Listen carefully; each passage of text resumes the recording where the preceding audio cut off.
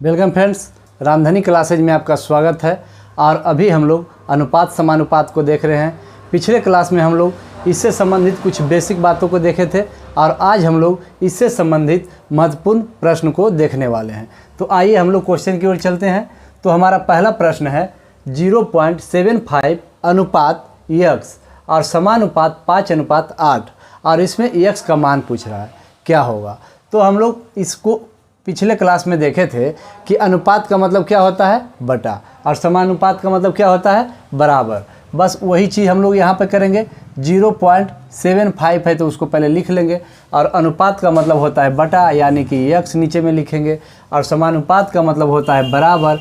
यहाँ पे 5 है तो 5, यहाँ पे 8 लिख देंगे, और हम लोग यहाँ से इसका वैल्यू x का निकाल लेंगे। तो यहाँ पे जब पॉइंट हटाएंगे तो 2 अंक के बाद पॉइंट है, तो यहाँ पे उसके लिए 1 पर 2 जीरो को लिख देंगे, कोई दिक्कत नहीं। अब यहाँ से हम लोग का ये आगे वाला ख़त्म हो गया। जब पॉइंट के बदले में 100 नीचे लिख दें तो आगे वाला ख़त्म हो गया।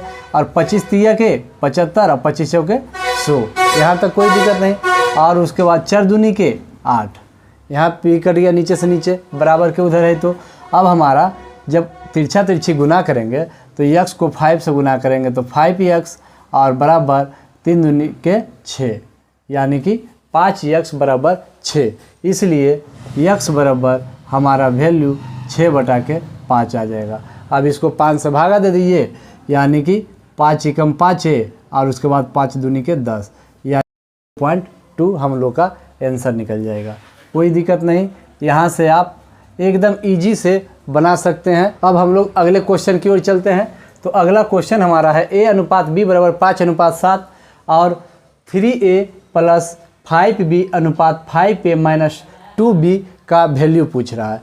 तो हम लोग सबसे पहले जो अनुपात जिसके सामने रहता है वही उसका मान होता है, यानी कि पहला का मान क्या है, पहला, और दूसरा का मान दूसरा, यानी कि a का मान कितना 5 और b का मान 7। अब यहाँ पे हम लोग a का मान और b का मान रख देंगे, हम लोग का आंसर निकल जाएगा। यानी कि a का 5 है तो 3 गुने 5, कुछ नहीं बीच में रहता तो गुना का चिन्ह रहता है, और यहाँ पे प्लस है तो प्लस, और 5 है तो 5, और यहाँ b का मान 7 है तो यहाँ पे गुना के 7 कर देंगे। अनुपात का मतलब बटा भी लिख सकते हैं। उसके बाद 5a का वैल्यू कितना है 5, a का वैल्यू 5, तो 5 गुने के 5, और यहाँ बीच में माइनस है तो यहाँ पे माइनस हम लोग दे दिए। और उसके बाद 2b, यानी कि b का वैल्यू 7 है तो 2 गुने 7 है ना। अब हम लोग का यहीं से आंसर निकल जाएगा। तो 5 तिया के 15, और बीच में प्लस है तो प्लस, 7 पचे के 35, और बटा 5 पचे के 25, और माइनस है तो माइनस 7 दूनी के 14। अब हम लोग ऊपर वाला को जोड़ देंगे, प्लस है तो नीचे वाला को घटा देंगे, यानी कि 35 और 15 50, और नीचे में 25 में अगर 14 को घटाइएगा तो आपको 11 बच जाएगा। और यही हम लोग का 50 अनुपात 11 लिख दिए, या 50/11, यही आपका आंसर हो गया।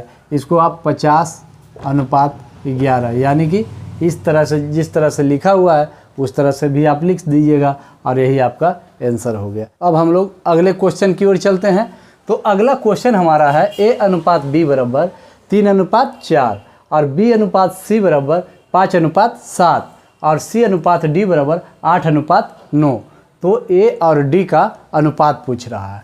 तो हम लोग सबसे पहले पिछले क्लास में हम लोग देखे थे कि a अनुपात b है, a के बराबर कितना है 3 अनुपात और इसका 4, लेकिन यहाँ फिर कह रहा है कि b और c का अनुपात इतना है। तो यहाँ पर हम लोग क्या करेंगे, फिर c लिख देंगे, है ना। और उसके बाद b के सामने b का मान रख देंगे और c के सामने c का मान रख देंगे, यहाँ तक कोई दिक्कत नहीं।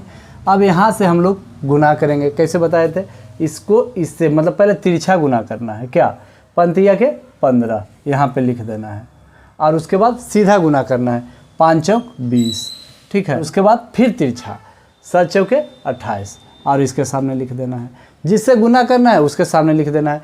अब हम लोग का a b c का अनुपात निकल गया, लेकिन ये फिर बता रहा है कि c अनुपात d का अनुपात 8:9 है, यानी कि c के सामने हम फिर लिखेंगे कितना, 8 है तो 8, और उसके बाद d का वैल्यू हमको 9 बता रहा है तो इसके सामने बगल में हम d भी कर देंगे। और उसके सामने डी के सामने 9 लिख देंगे, है ना। डी के सामने 9 लिख दिए। अब हम लोग को फिर इसको क्या करना है, जैसे इसमें गुना किए थे वो सही यहाँ भी गुना करना है। अब 15 को 8 से गुना कीजिएगा तो 15 8 20 से 120, और फिर 20 को अगर 8 से गुना कीजिएगा तो 8 दूनी के 16 यानी कि 160। 28 को अगर 8 से गुना करते हैं तो कितना आता है 224, है ना। और 28 को अगर 9 से गुना करते हैं तो 252 आएगा। कितना आएगा 252। और ये सब क्या अनुपात में है। अब हम लोग को ए अनुपात डी पूछ रहा है। क्या पूछ रहा है, ए अनुपात डी का मान क्या है, ए अनुपात डी, यानी कि अनुपात यानी कि बटा में हो सकता है, तो इसको 120 और बटा के कितना 252 कर देंगे और दोनों को काट देंगे। अगर काट के छोटा कर देंगे और जो मान आएगा वही आंसर होगा। अब इसको काट देंगे 12 दहें के 20 से, यानी कि 10 को 12 बार पढ़िएगा तो 120 आएगा, और उसके बाद 12 दूना के 24, 12 दूना के 24 और एक बार में 12 यानी कि 21 बार में कट जाएगा। तो ये अनुपात डी का मान कितना आ गया 10:21 हम लोग का आंसर आ गया। तो बहुत ही आसान है और इसको इसी तरीक़ा से बनाइएगा तो जल्दी बन जाएगा। एक उपाय और है, इसका क्या है, अगर 3 टर्म में दिया हुआ है तो इसको इस तरह से भी आप बना सकते हैं। 3/4 गुने 5/7 गुने 8/9, और ये सभी को काट दीजिए, आपका आंसर आ जाएगा। यानी कि 4 दूनी के 8, है ना, और उसके बाद 3 तिया के 9, 5 दूनी के 10 और 7 तिया 21।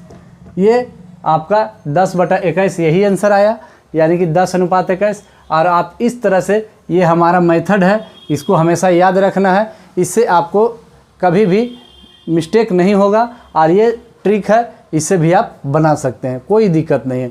दोनों विधि जानिए, आपको जैसे सुविधा हो वैसे बनाइए। अब हम लोग अगले क्वेश्चन की ओर चलते हैं। ए बी से 40% क्या है, अधिक है, और कह रहा है बी जो है सी से 40% कम है।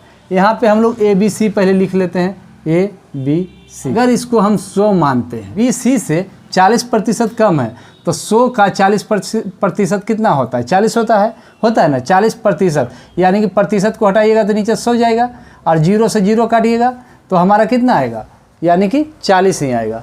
तो इस तरह से भी आप बना सकते हैं, या इसमें 40 अगर कम कीजिएगा 100 में 40 तो इसका 60 वैल्यू आया, 60 वैल्यू आया ना। अब कह रहा है ए बी से 40% अधिक है। ए जो है बी से कितना अधिक है, 40%, तो 60 का 40% निकाल दीजिए बटा 100, है ना। इतना अधिक है कौन, ए, तो 0 से 0 कट गया, 0 से 0, 6 24, यानी कि 24 अधिक है। तो इसमें अगर 24 को जोड़ दीजिएगा तो ए का मान निकल जाएगा। तो यहाँ पे इसका मान 60 और 24 को जोड़िएगा तो 84 आ जाएगा। तो हमारा ए अनुपात बी अनुपात सी का वैल्यू यही आ गया, यही हम लोग का आंसर हो गया। आपको जैसे इसको काट भी सकते हैं और ऐसे भी कहीं कहीं ऑप्शन में आंसर दे देता है, तो ये भी हमारा आंसर है। तो बहुत ही आसान है। अब हम लोग अगले क्वेश्चन की ओर चलते हैं। तो अगला क्वेश्चन हमारा है a + b/2 बराबर b+c/5 और बराबर c+a/7, और a + b+c बराबर हमको 14 दिया हुआ है। तो a बराबर मान पूछ रहा है कि क्या होगा। तो सबसे पहले इसमें हम लोग देखेंगे कि इसको बनाने के लिए कुछ हम लोग को मानना पड़ेगा, यानी कि a + b/2 बराबर यदि k मान लेते हैं तो यहाँ तक कोई दिक्कत, वैसे ही इसको भी मान लेंगे b + c/5 बराबर k और c + a/7 बराबर k, यहाँ तक कोई दिक्कत नहीं, सबके बराबर k मान लिए। और उसके बाद a + b का वैल्यू 2k होगा ना, 2k, यहाँ तक कोई दिक्कत नहीं। और उसके बाद b + c का वैल्यू 5k होगा ना, 5k, बस ऐसे ही लिख जाएंगे। और उसके बाद c + a का वैल्यू 7k होगा ना, 7k, यहाँ तक कोई दिक्कत नहीं। अब हम लोग जोड़ देंगे, तो यहाँ पे जोड़ेंगे तो a की संख्या कितना 2, तो 2a लिख देंगे, प्लस यहाँ पे b की संख्या कितना 2, तो 2b, और उसके बाद सी के संख्या कितना 2, तो यहाँ पे 2c लिख दिए। यहाँ तक कोई दिक्कत नहीं। और बराबर है तो बराबर कर दीजिए। 7 और 5 12 2 14 है ना, 14 और k है तो k, यहाँ तक कोई दिक्कत नहीं। और उसके बाद 2 का कॉमन ले लीजिए। क्या कीजिए, कॉमन लेना है। a plus b plus c बराबर 14k। और उसके बाद 2 से काट दीजिए 14 को, 7 दूनी के 14, यानी कि a plus b plus c का वैल्यू 7k आ गया। क्या आ गया, 7k।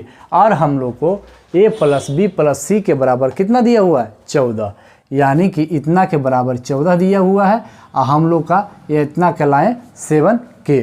अब यहाँ से हम लोग k का वैल्यू निकाल लेंगे कि नहीं, 7 दूनी के 14, यानी कि k का वैल्यू 2 आया ना। यहाँ तक कोई दिक्कत नहीं। जब यहाँ तक कोई दिक्कत नहीं तो हम लोग को a का वैल्यू निकालना है ना। तो जिसमें a नहीं है उसको लिखेंगे, यानी कि a किस में नहीं है, तो b और प्लस c बराबर कितना है 5k, जितना है उसके सामने लिख देंगे। और उसके बाद k का वैल्यू कितना है 2, तो b प्लस c का मान 5 गुने 2, यानी कि b प्लस c बराबर 10। और हम लोग को पूरा का मान a plus b plus c का मान 14 दिया हुआ है ना है? जब 14 दिया हुआ है तो हम लोग का b और c का मान, इतना का मान कितना आ गया, 10 आ गया। b और c का मान 10 है, तो यहाँ a है तो प्लस बराबर 14, तो 14 लिख दीजिए। a बराबर आपको 14 माइनस 10, और उसके बाद a बराबर कितना आ जाएगा 4, आंसर। कोई दिक्कत नहीं। अगर इतना समझ गए तो इतना दूर नहीं बनाना है, बना देंगे शॉर्ट में, लेकिन अभी हम लोग को समझना है।